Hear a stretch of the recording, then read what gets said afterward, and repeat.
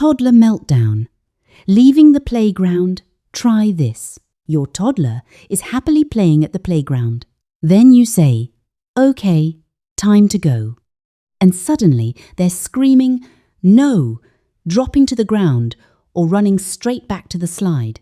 But one of the biggest mistakes can happen before the meltdown even starts. Instead of suddenly announcing, "Time to go," get close and say, "You're having so much fun. 2 more slides, then we're leaving." After the second slide, "That was the last one. It's time to go. Do you want to walk to the gate, or should I carry you?" And here is the part many parents miss. Don't ask, "Are you ready to leave?" Because if leaving is not actually optional, that question can accidentally turn a boundary into a negotiation. And in a moment, I'll show you exactly what to say when you do all of this, and your toddler still screams for 1 more slide. Imagine Ethan is 3. He has been at the playground for almost an hour. He climbs the steps, runs across the little bridge, slides down, then turns around and does it again and again. He is completely absorbed. Sarah looks at the time. Dinner needs to happen. They need to get home. So from the bench, she calls, "Ethan, time to go." Nothing. "Ethan, come on." He keeps climbing. "Ethan, I said we're leaving." Now he turns around. "No." Sarah walks towards him.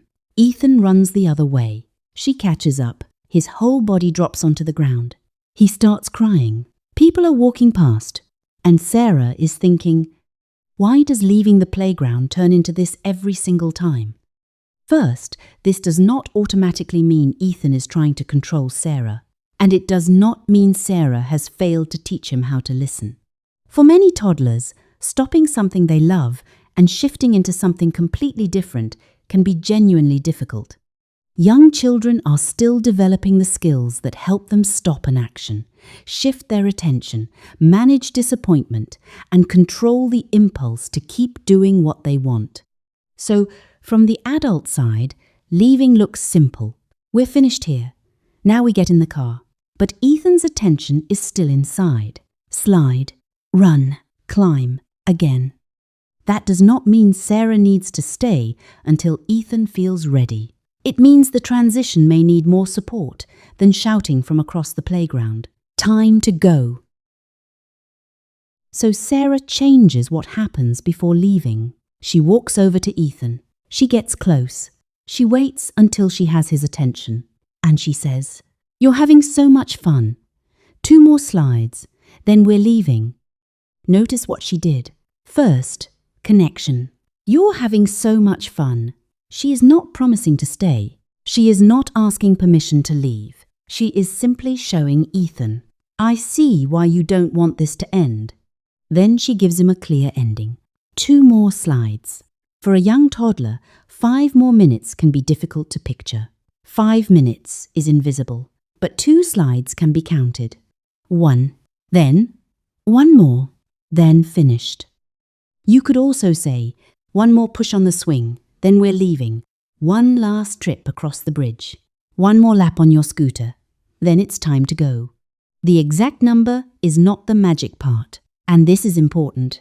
A warning does not guarantee that your toddler will happily leave. The purpose is not to eliminate every meltdown. The purpose is to make the ending clearer and less surprising. But this is where another problem often begins. Sarah says, 2 more slides. Ethan does the first one. Then the second.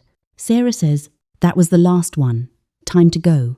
Ethan says, 1 more. And Sarah thinks, it's only 1 slide. So she says, "Okay, 1 more." He finishes. 1 more. She gives another, then another. Eventually Sarah says, "No, seriously, that's enough. We are leaving right now." And Ethan completely falls apart. Sarah might think, the warning didn't work, but the warning may not have been the problem. The ending kept moving. A transition cue does not have to make your toddler happy about leaving. It simply helps them know what happens next. So if you say, 2 more slides, try to let 2 more slides mean 2 more slides. You can stay warm, without making the boundary disappear. After Ethan's second slide, Sarah gets close again. That was the last one. It's time to go. Then she gives him a small choice. Do you want to walk to the gate, or should I carry you? Notice what Sarah does not ask. Are you ready to go? Do you want to leave? Can we go now? Because if the real answer is, we have to leave, those are not genuine choices. And when Ethan naturally answers, no, Sarah has to override the answer she just invited. Instead, the boundary has already been decided. We are leaving. The choice is only about how. You could say, walk or carry, hold my hand or hold the stroller. Do you want to hop to the gate or walk beside me? Do you want to carry your water bottle or should I? Small choices can give your toddler some participation without handing them responsibility for a decision that actually belongs to you. Now comes the part that matters most, because sometimes you will do all of this well, and your toddler will still melt down. Ethan finishes the second slide. Sarah says, that was the last one. It's time to go. Walk or carry. And Ethan screams, no. More slide. He grabs the railing. He cries. He tries to climb back up. What now?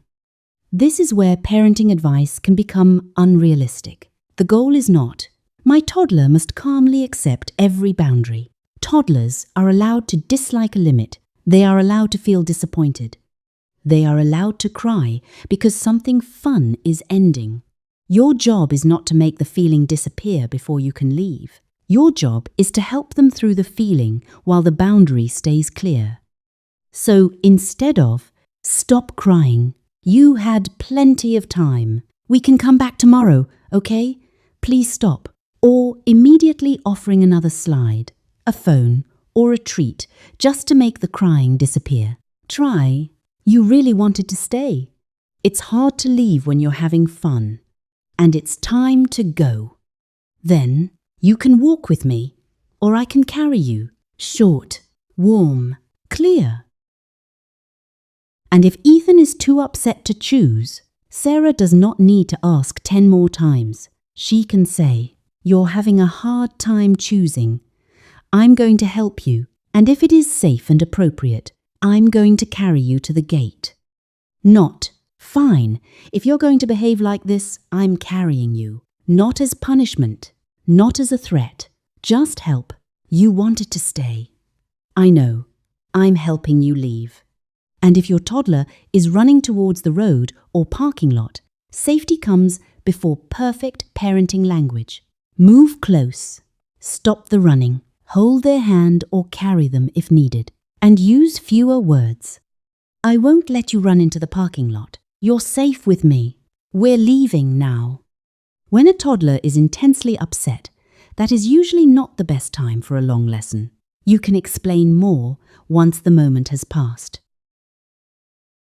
There is one more subtle trap. Parents sometimes hear, validate the feeling, and accidentally turn validation into negotiation. Ethan says, I want another slide. Sarah says, I know, sweetheart, you really want another one. You love the slides so much. Okay, maybe one more.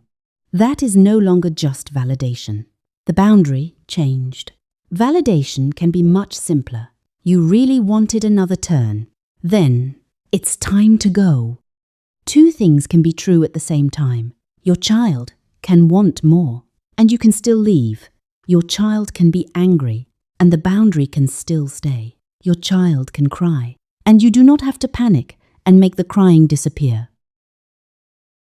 If these everyday toddler moments leave you wondering what to say, subscribe to Still Hours Parenting. We make calm, science-backed parenting simple with words you can actually use. Over time, you can also use the same little leaving routine. 2 more slides. Then, last slide. Then, bye-bye playground. See you next time. Then, walk or carry. This routine will not guarantee that your toddler never cries. Nothing honest can promise that. But repetition can make the transition more familiar and the ending easier to understand. And every time your child moves through one of these moments with you, they are getting practice with something they will need again and again. Stopping something they enjoy, feeling disappointed, and moving into what comes next. So next time your toddler refuses to leave the playground, remember these 3 moments. Before leaving, "You're having so much fun. 2 more slides, then we're leaving." When the final turn is finished, "That was the last one. It's time to go, walk or carry."